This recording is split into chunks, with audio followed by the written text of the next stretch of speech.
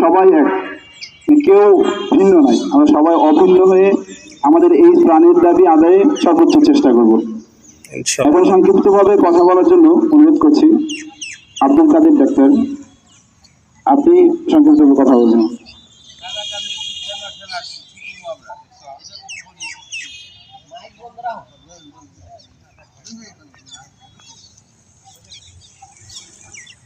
বিসমিল্লাহির রহমানির রহিম।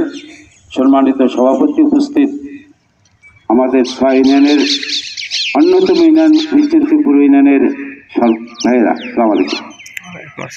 আমাদের এখানে মূল লক্ষ্য হল আজকের থেকে না, সেই ব্রিটিশ আমল থেকে পাকিস্তান বাংলাদেশের 54 বছর আমরা যমুনা পূর্ব পাড়ের মানুষ বঞ্চিত, চিরবঞ্চিত।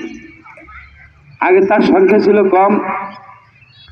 পাকিস্তান আমল এবং 54 বছর স্বাধীনতার পরে এই যমুনা নদী আমাদের মানচিত্র পরিবর্তন করছে।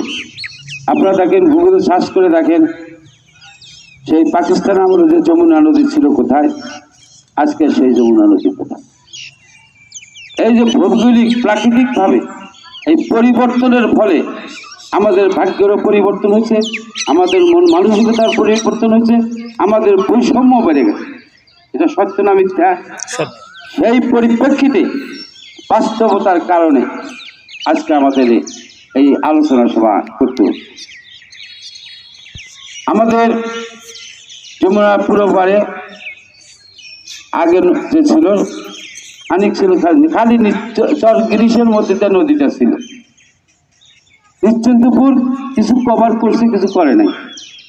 আমার জানা মতে আমি কি দেখলাম, সেই পশু